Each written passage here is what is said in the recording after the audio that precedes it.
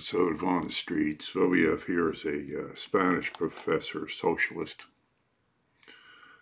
So this is basically, a school, trying to school a socialist professor on capitalism, basically capitalism versus socialism. So what we got here. And this guy brings up all the usual arguments to, for socialism. And I do my best to smack him down. Probably the person does it real well. There's a real good clip by Crowder, Stephen Crowder, and Louder with Crowder on, capitalism versus socialism that I highly recommend people view if they want to get some good pointers on how to argue against these idiots that want to go ahead and put us in slavery. But you know the routine. It's you don't like it if you like it, care if you share, share some more, subscribe if you haven't, and go buy something. I really need the support very badly. So, please put it out there. I'm still in the search for a place to live, and it's extremely difficult. I need to get an income in that off of this that can afford me a decent living. So if you would, go out there and support this guy. Use some of that capitalism. Let's see if I can make this work. All right, God bless everybody. Thank you for showing up, and let's get to this. Where are you guys from? Spain. Spain? Yep. You have your own problems. Yeah. Oh, yeah. Everybody does, I guess. Oh, yeah, indeed. Of course they know. I mean, all governments suck. I mean, that's just the way governments are. Some are worse than others, though. Yes, indeed. I can't argue that point. But for the most part, they still all suck. They're just a level of suckies of what we were doing here. Now I learned a new word. Yeah. So what are you doing here? Just vacationing? For these 3 days, yeah. I work near Boston now. As? What do you do? I'm a professor. A professor in? Mathematics. Oh, really? Yeah. I happen to know a Professor Iris Mack, Tulane, physics mathematician, worked at Enron, was recruited by Larry Summers to work on Wall Street. Oh, okay. When she found out what a crook he was, she blew the whistle on him, and they blackballed him. And she came back, because she's very tenacious, little black lady, right, grew up here. First time I met her, she stood out here and gave a lecture to anybody who'd stop and listen on how Obama had completely screwed up our economy. And, and she wrote a book, A Wall Street Bailout for Main Street, became the #1 bestseller for wealth management. #1. Not too bad. And now she's on her specialty is energy trading. And her 4th book now is about, she's breaking it in layman's terms, those terminology, so people want to do any trading in that, they can do it. So how do you feel about, you tell me, where are your leanings? Most professors seem to be leaning left. Is that where you are? Yeah. So you're but yes. Left probably in the European sense of left. So here, that's probably considered far left. Open up the borders, allow all the immigrants to come in, overwhelm the welfare system, bring down the system from the inside, and then come in with a worldwide socialist government. Is that it? The last sentence, yes. Yeah. And who's going to elect? And who's going to elect this worldwide socialist government? And why hasn't socialism worked in any country it's ever been tried? That's not true. Well, it isn't. It's true. It's not true. Say Sweden. Yeah, which is now falling apart from the inside from the immigrants. Sweden's actually allowing what was it, a rapist? They've done this several times. They let them back into the community. It's like they slap the hand. I don't know what's happened to people in Sweden, but it seems like they've gone absolutely insane. They are. It's like they're just giving their country up to, to extremist Muslims. It's like, here, just take my women. Here, go ahead and take over the country. Yeah, are you familiar, as a professor, you should know this. Maybe if you don't, I can school you on it. Because I do happen to school a lot of professors out here. It surprises me how absolutely blank some professors are. Oh, no, it's Persians. But are you familiar with Cloward and Piven? With what? Cloward and Piven. No. Okay. Two political scientists back in '64 were asked to come up with, if you were to bring down Western civilization, the engine that had pulled more people out of poverty than any other system ever devised by man, if you wanted to bring this system down to where everybody's suffering the same socialist misery, how would you do it? Well, you can't do it from the outside because, Western civilizations are strong. So the best way to do it is, what you do is you corrupt the politicians and you have them start brush fire wars, and you create a lot of refugees and animosity, after a generation or two of killing them. Then you play on the guilt of the people that started these wars, the Western civilizations. And you play on the guilt of the people to allow these refugees who now hate you to come into your country and overwhelm the welfare system, and you bring it down from the inside. And thereby you subjugate the people when the chaos reigns and you come in with your one world government. It's the same thing that Hitler wants. Why? All National Socialism, remember, all tyrants and all dictators were striving for a one world government. So you just said you would like to have a one world government, so I have to. Who would elect this government, this one world government? And what makes you think it wouldn't become as corrupt as any other centralized organization? Because when you centralize something... There are a few points I just have to disagree. Not all large organizations are equally corrupt.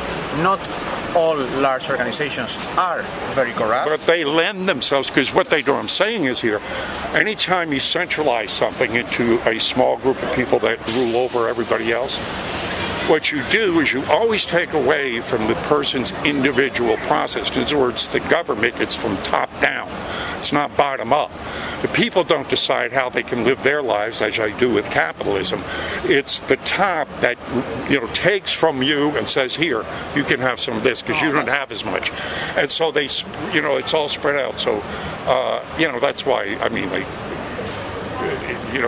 eventually it eats itself up. It's because human nature, by human nature, you cannot stop and change human nature. It is what it is. All systems will become corrupt over time. So when anything is centralized in the power, and power corrupts absolutely. So when you have absolute power, the absolute power corrupts absolutely.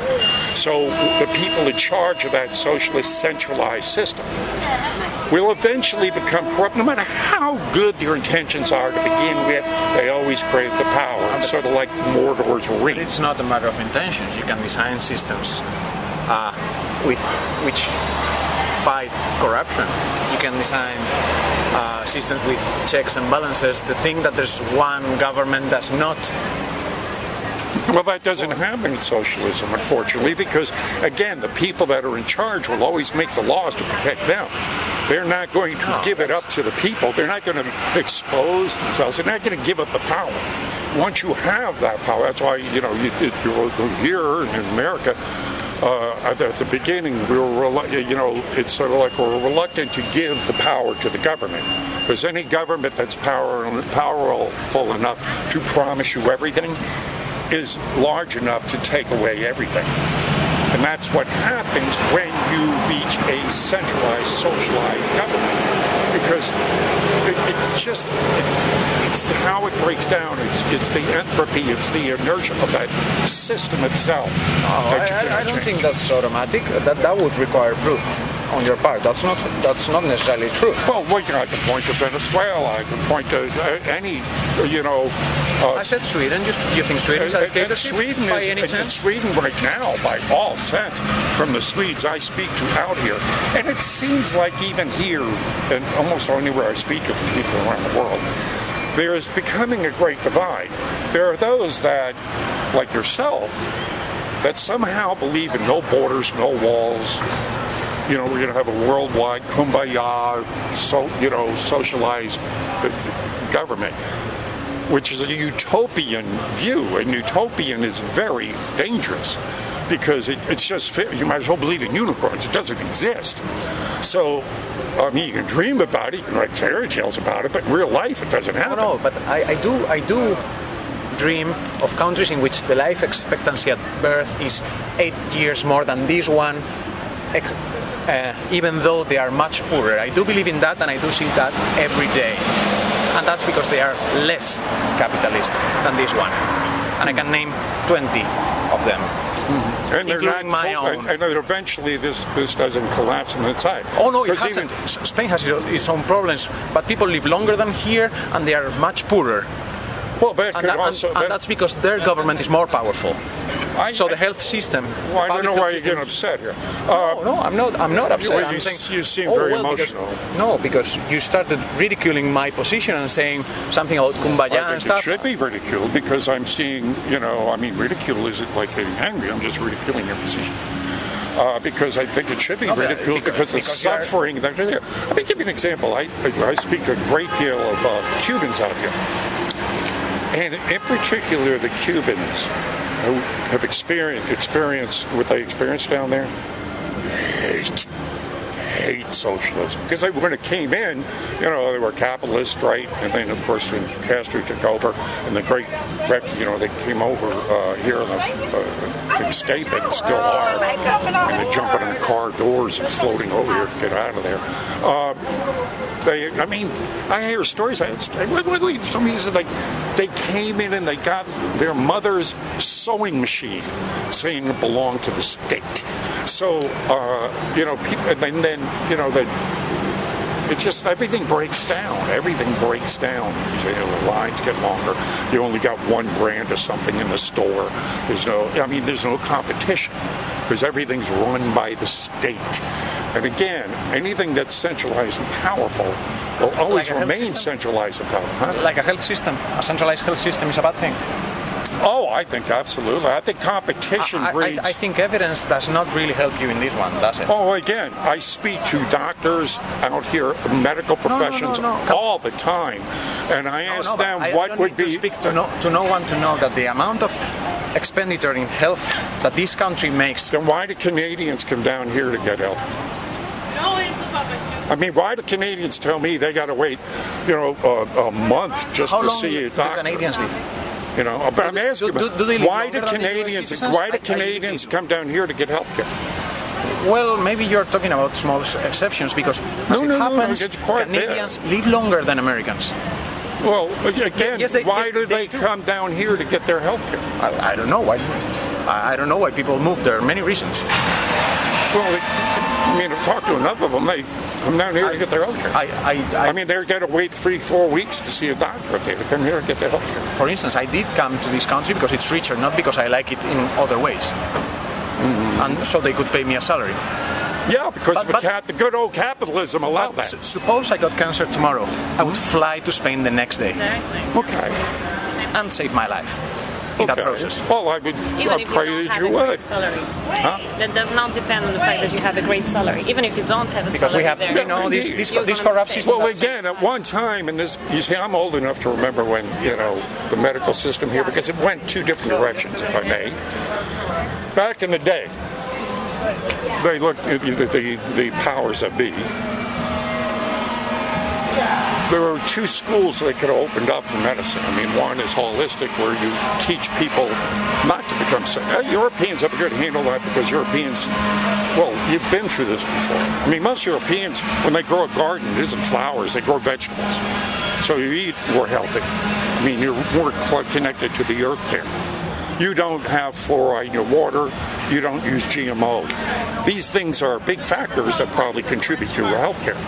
So, but the Rothschilds and the Rockefellers and all that have the money because they are the ones that fund the schools, right? But they're always looking for profit. So what they look at is, well, there's no profit in keeping people healthy. What's that? So, and I've had medical professionals. I have over 1,100 videos, and probably 200 of them are with medical professionals out here on this very subject about how the system is rigged to keep us sick because it's in the treatment. So in other words, get us sick, feed us the fatty foods, feed us the the GMO foods, put fluoride in our water, and then start giving us drugs that actually are detrimental to our health and do little to really treat the condition you have. I've had pharmaceutical salesmen out here and people who work for pharmacies say that about a quarter of the things they sell are completely worthless. It's just Placido, basically. It's just there to make money. And then they jokingly say, you hear of all those side effects. You take this, you're going to go blind and become sterile and blah, blah. We got pills for that too. So the whole thing is about, so that, at the beginning it was like, well, do we go this direction and keep our people healthy and not make any money? Or do we go ahead and go in this direction, get them sick, treat them until they die, drain them of their wealth and their health so they can't protest, and then we'll come in with the socialized medicine that we really got them, because then they have to take only this one treatment. Other than when I was a kid, where I can remember doctors coming to my house at 3 in the morning if I had a fever, right? And where when you took your oath as a doctor or a hospital, it was 1/3 of your work was pro bono. It was free to the poor, the indigent, the people that couldn't afford it. So they did away with that again because can't give anything away for free, can't we? So they did away with that and kept us sick. And the end game of this all is, and what you're falling into and willingly, is what Huxley said. He says, people will learn to love their servitude. And you've learned to love your servitude, because here's the end game of this. The elites I'm talking about have played a long game. And this is what they know. Numbers. You're a numbers man. You're a professor in mathematics. So this should make sense to you. The elites don't need us anymore. The only reason they have kept us around this long is because they needed slave labor. With the advent of AI technology and robotics, they do not need us anymore because more and more people are going to be put out of work. Henry Kissinger called us the future useless food eaters. And how do we get rid of them? Is the plan of the very people that you are willingly walking right with. They mean to kill us because they don't need us anymore. And the best way to do that is have us roll up our sleeves and walk into the camps. And here you go. Take this nice shot. It's here to protect you. And in the meantime, they get ready to put in 5G technology without any debate. We already know the cell phones give us cancer, but they didn't bother with that. I mean, they say, here, have a cell phone, stick it on your head. Yeah, just stick it there. And you can see the brain tumors in the kids now. So, again, it's soft kill weapons. They're trying to get rid of us with soft kill weapons. With the 5G coming in, they're going to have towers every 45 feet. Oh, yeah, you'll be able to download a movie in 5 seconds. You'll be dead in 5 years, but you'll have fun till then. So this stuff is coming in because they know what's coming down the road. The numbers don't add up. You can't have, what are they going to do with all these out-of-work people? I had a professor from Harvard, mathematics, and I asked him, what are we going to do with all these people that are going to be put out of work? He looked at me cold, and he said these words. in the past. We've killed you. That video was taken down. So that's what we're heading into, and that's what you're willingly playing into. You're giving up your individuality to a centralized government that is going to eventually just shovel you right into the dustbin of history.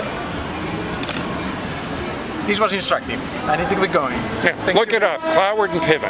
Okay, thank you.